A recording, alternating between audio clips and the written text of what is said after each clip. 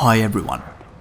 Today I'm joined by my friend Turlix to uncover some secrets about gun parrying techniques in Bloodborne. Just for clarification, I think the proper term for parry in Bloodborne is actually interruption, but since it has stuck with me from the Souls games, I'm just going to call it a parry on this video. Gun parry in short is timing your gun attack so that the shot lands in the middle of your opponent's attack or healing animation, putting them into momentarily vulnerable state where you are able to perform a devastating visceral attack on them. This video will feature a couple of different techniques that will hopefully help you spend those quicksilver bullets more wisely.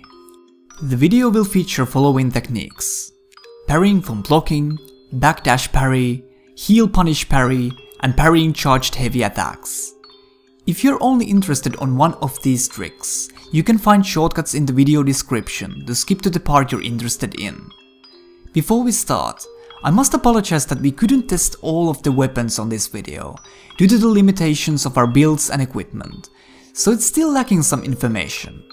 We are, however, interested on doing some more testing on different things after the connectivity of the game is fixed, but this is what we have to offer for you at the moment. Heal punish parry. This is definitely the most important technique on this video, because the ability to land or not to land this particular shot is often the crucial thing that decides whether you win or lose a duel. Heal punish parry is a completely new mechanic featured in Bloodborne that allows you to interrupt your opponent's blood vial animation with a parry.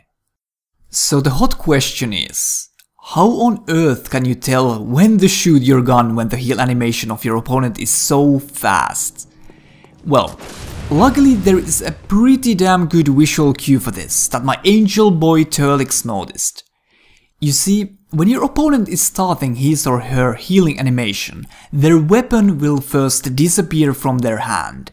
This is the time you will pull the trigger, and you absolutely need to be ready for it, because if you hesitate for a moment, it will not result in the successful parry.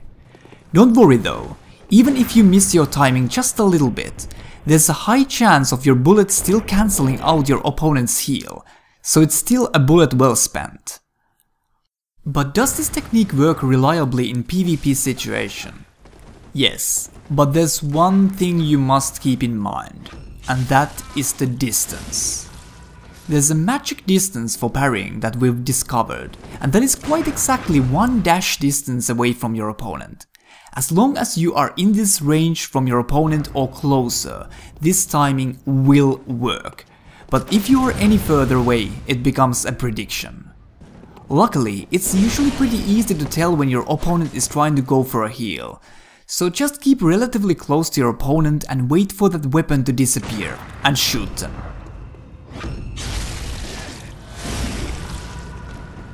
Also, something that surprised us was that even though shotgun type spread shot weapons would seem like those shoot slower than pistols, at least from this magic distance the timing is the same no matter what type of firearm you use.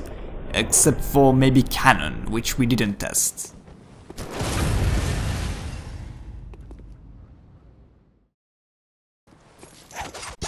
Gun parry from block.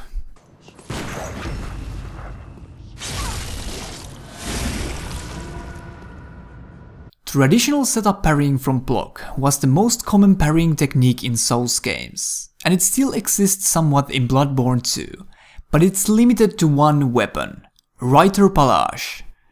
Writer Pallage is a weapon you can both attack and shoot quicksilver bullets with.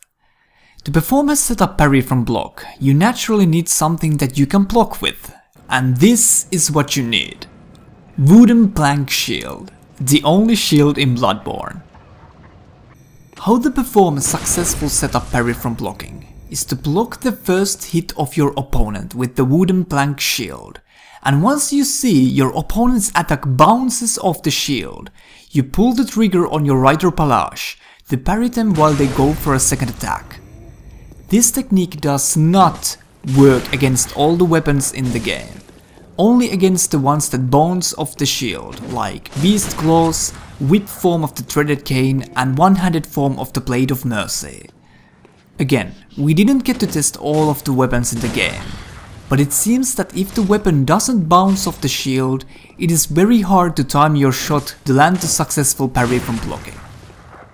Also, keep in mind that while it's relatively safe to block lighter weapons or attacks with the wooden plank shield, blocking heavier weapons will eat through your stamina very quickly, and is quite risky business to do.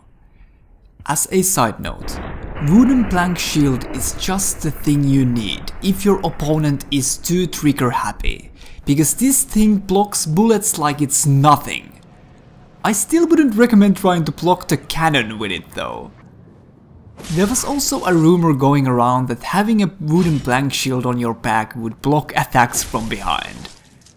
Well, it doesn't. Backdash parry.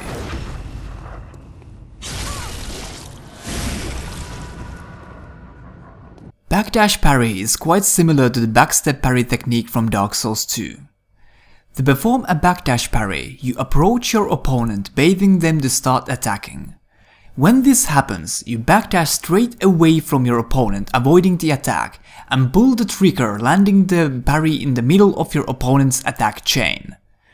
A couple of important things about this technique to keep in mind is that it is not recommended to use typical backsteps for this, since it doesn't cover enough range and tends to lead you getting hit more easily.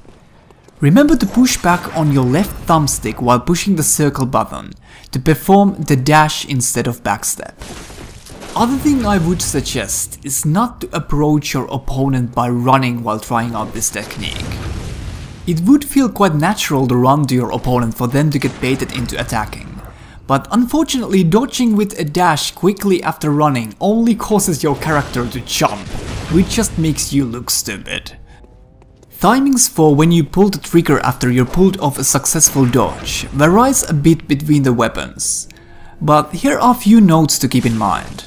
If the attack spam you're dodging is extremely fast, you need to wait just a teeny tiny bit after you dodge before you pull the trigger so the successful parry lands in the beginning of the third hit of your opponent's attack chain. It's usually very hard to land this successful parry against faster weapon spams, when simply just firing your guns straight after you dodge. But that actually works against medium speed attacks like the ones of a hunter's axe, or most of the weapon's transformation attacks.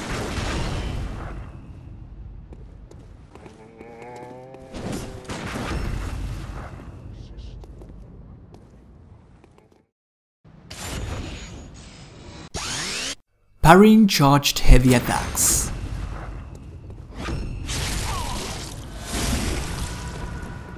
If you find yourself in a lucky position that someone uses fully charged heavy attacks against you, we also figured out a visual cue against these attacks. The timing for parrying these attacks is to wait until your opponent's arm is fully arched back, just before the flash effect, and then pull the trigger. Note that some weapons like the stake driver has unnaturally long charge time and thus requires a bit more patience. Okay, that's it for now, ladies and gentlemen, and thank you for watching this guide. Hopefully these couple of tricks help you on your way of becoming a master gunslinger.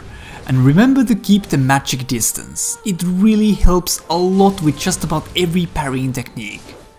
Remember that if you and your opponent have huge latency between each other, the timings of this video might differ, but these timings have worked fine for me against most of my opponents.